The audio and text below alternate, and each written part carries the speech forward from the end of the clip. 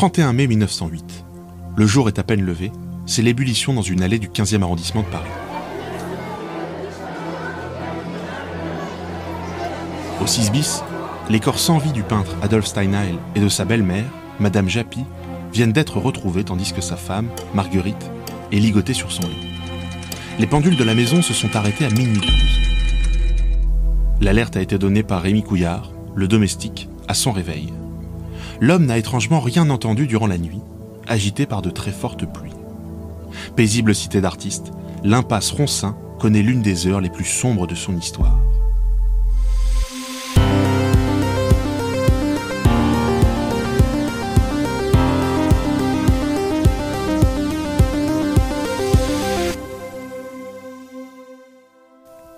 Avant de faire la une des journaux nationaux dans un contexte bien macabre, l'impasse Ronsin est une calme voie nichée non loin de Montparnasse, en perpendiculaire des rues de Vaugirard et de Sèvres. D'abord assez résidentielle, les artistes vont rapidement s'y intéresser sous l'impulsion d'Alfred Boucher. Bien avant d'ouvrir la ruche, passage Danzig, grand phalanstère qui existe toujours, rassemblant nombre d'artistes, le peintre fait construire une trentaine d'ateliers, impasse Ronsin, au numéro 11. Nous sommes alors en 1886. Silencieuse et arborée, l'impasse voit fleurir plusieurs cabanes de fortune dans lesquelles se succèdent des artistes de tous horizons. Dans les années 1900, elle rassemble des peintres académiques comme Adolphe Steinheil, Raphaël Collin ou encore des sculpteurs comme Paul-Gabriel Capellaro.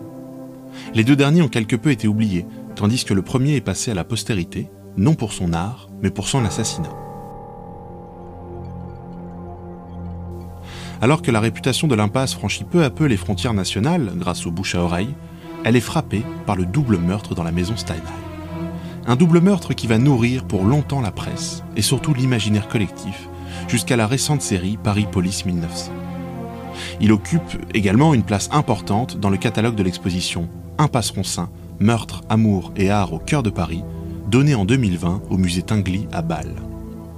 Le procès très médiatisé de la veuve du peintre, accusée d'avoir commis ces horribles méfaits, y sera pour beaucoup.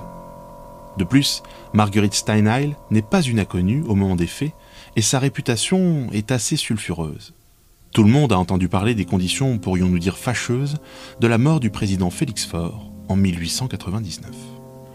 Pris d'un malaise, dit-on, en compagnie de sa maîtresse, qui n'est autre que Madame Steinheil, il serait mort le pantalon au genou, ce qui vaudra à Clémenceau un trait d'esprit bien connu. Il se voulait César, il ne fut que Pompée. La réalité est en fait tout autre. Le président est mort quelques heures après un malaise qui le prit, certes en compagnie de Marguerite, mais l'issue fatale intervint bien après l'exfiltration de cette dernière. Avant cet épisode, le fonctionnement quelque peu trouble du couple Steinheil avait déjà eu raison d'une apparente exemplarité, lui étant un peintre plutôt moyen et elle courant les soirées, enchaînant les amants et tentant d'obtenir des commandes pour son mari. Et logiquement, il fallait s'y attendre, l'opinion publique ne crut dans un premier temps pas vraiment à l'innocence de Marguerite dans l'affaire du double meurtre.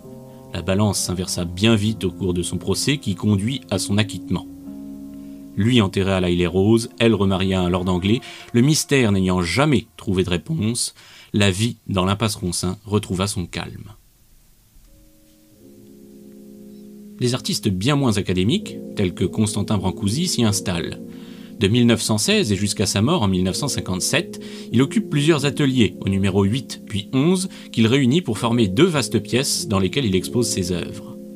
En 1936 et 1941, il agrandit encore ses espaces de travail et il n'est pas rare d'y croiser Sonia Delaunay, Marcel Duchamp, Francis Picabia et bien d'autres artistes venus rendre visite au maître roumain. Grâce à lui, l'impasse devient un vrai lieu de rencontre. Max Ernst ou encore André Del Debbio s'y installent. À la mort de Brancusi, l'impasse accueille une nouvelle génération d'artistes et se fait le berceau du nouveau réalisme. Jean Tinguely, Niki de Saint-Phal ou encore Yves Klein font vibrer les lieux de leurs expérimentations. Mais bientôt, tout est menacé. L'hôpital Necker, contigu, doit s'agrandir et veut absorber l'impasse. Brancusi avait lutté à la fin de sa vie contre cette fin, léguant ses ateliers, aujourd'hui reconstitués sur le parvis du Centre Pompidou, et nombre d'œuvres à l'État français, mais rien n'y fit. L'impasse disparaît en 1971. Cependant, la voie existe toujours officiellement et les panneaux sont visibles du côté de la rue de Vaugirard. Alors, à votre prochain passage, arrêtez-vous quelques instants et songez qu'ici, des artistes aujourd'hui incontournables firent vivre de leur création cette discrète impasse absorbé comme de nombreux lieux qui firent le Paris d'antan, par une ville toujours plus gourmande en modernité. Marchez ensuite jusqu'à l'atelier 11 de la cité Falguière, sur les pas de Modigliani et Soutine.